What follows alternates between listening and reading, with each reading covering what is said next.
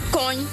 Bonjour Jean-Laurent. Oh, il a mis ses lunettes. Bonjour Philippe Dornier, bonjour Isabelle. Vous avez l'air beaucoup Waro. plus sérieux comme ça. Mais je le suis. Bonjour à tous les auditeurs et toutes les auditrices qui nous écoutent. Madame Waro. Les enfants sont-ils des adultes en miniature? Oui, les petits garçons parlent de leurs zizi, leurs zigounettes, zot petits oiseaux, zot zandettes. On en prend un tas comme ça Attendez, moi j'introduis le sujet, professeur Belmag. Les petites filles, quant à elles, ont une choupinette, une petite fleur, une vuvuzela. Ces mots sont-ils tabous? Faut-il s'inquiéter de la sexualité des enfants? Pour en parler ce matin, le professeur Belmag.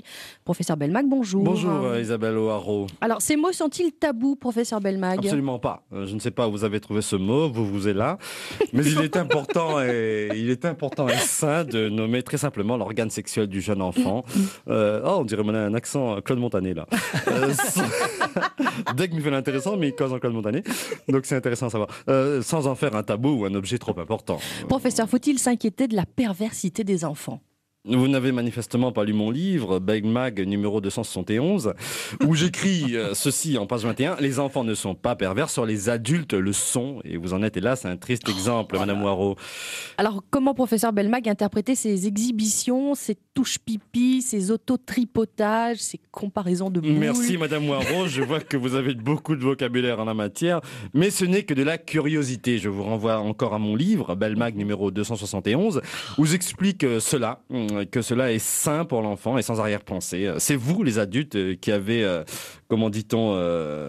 Gros l'esprit. Gros l'esprit, exactement, merci. Vous en connaissez un rayon, manifestement. Vous et vos petits mots envoyés par mail à votre standardiste, votre collègue ici présent et ses coups de pied sous la table, votre technicien qui susurre sans cesse à votre oreille, Gérard Constantin, des insanités que les auditeurs ne peuvent pas entendre. Vous êtes des pervers en puissance, mais les enfants, eux, ne font que jouer. Oui, mais si un enfant veut toucher un autre enfant ou se laisse toucher par un autre marmaille, c'est mal quand même. Déjà, j'ai pas écrit marmaille, j'ai écrit enfant. Merci de respecter le texte, déjà. Et vous vous exprimez comme une obsédée sexuelle, Isabelle Waro.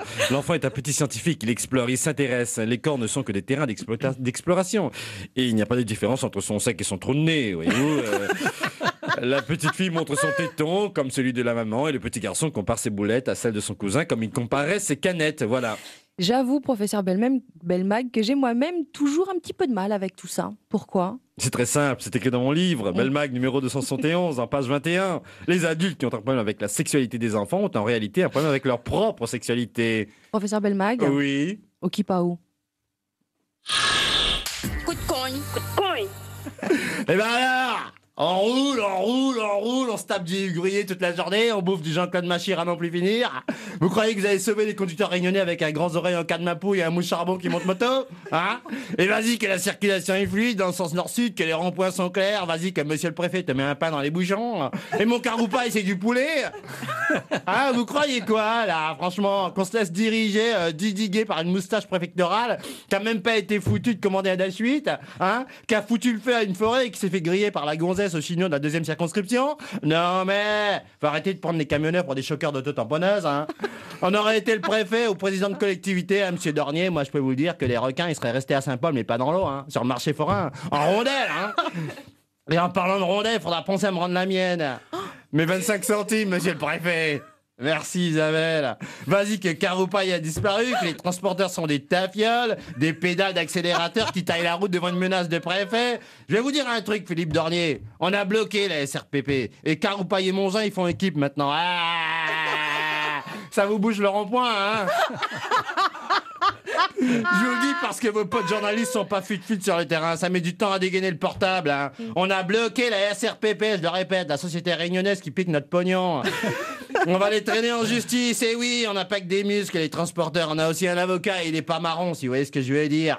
J'ai un scoop pour vous, Philippe Dornier. Et dites-le à votre premier de la classe, là, le Florent Marot, là, avec son physique de Didier Robert.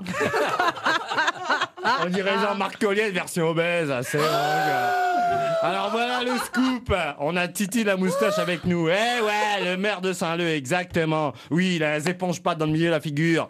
Mais le port de la moustache est obligatoire dans notre confédération. Et avec celle de mon caroupaillou, ça fait 2 moustaches à une, monsieur le préfet. À bon entendeur, salut.